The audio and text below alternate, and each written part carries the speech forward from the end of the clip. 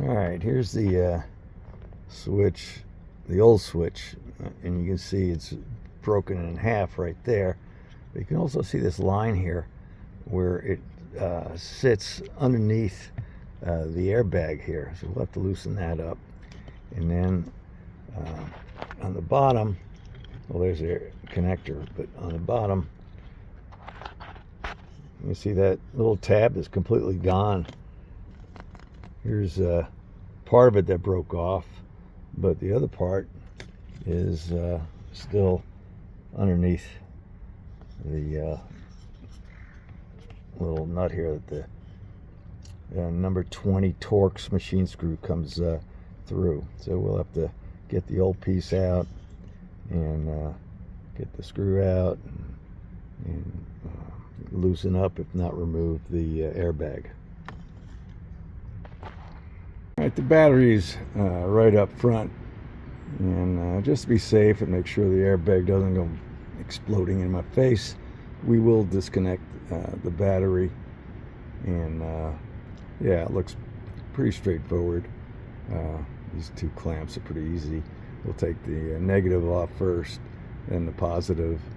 Touch the two cables together to get rid of any residual charge that might be left in the system, and then we'll work on the switch. Okay, it looked like 12 millimeter was the right size for this nut, metric, not US.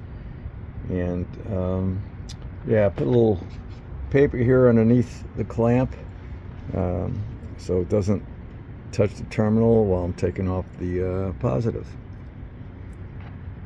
Okay, looks like these are 8 millimeter bolts, and it's a little tough breaking it loose, but it did come out.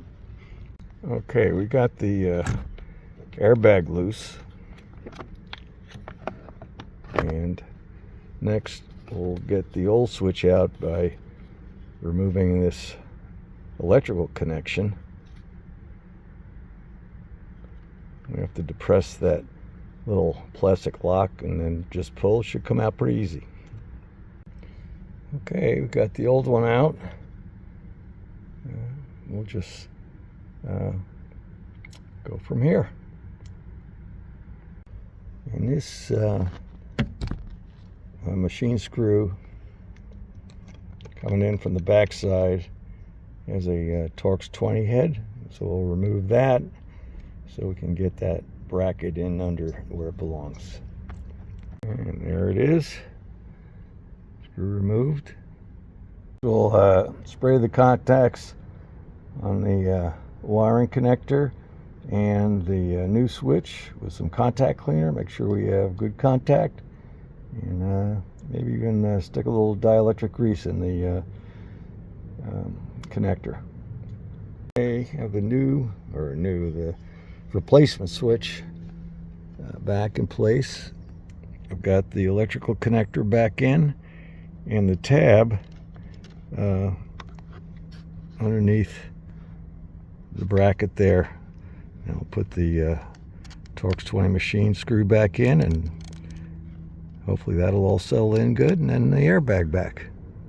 There you can see the Torx machine screw is threaded through the bracket and coming out, so everything is good. The switch is held in by that bracket loosely, and now we'll put the airbag back on. There it is, finished product. Looks just like it's supposed to. Okay, we reconnected the positive terminal first, and then the negative, and we're all good to go. Uh-oh. Well, I put it back together, started up, and look what I got. Airbag warning. I'm going to clear the codes and see if it comes back up. Well, erasing the codes didn't help. I'm going to have to disconnect the battery, pull off the airbag again, and check the connector. There's the culprit. That little yellow connector came out from the back side, and it fits in pretty loose. When I move it around, it just kind of popped out by itself, so we'll have to make sure it stays in there pretty good. Okay, success. we're good to go.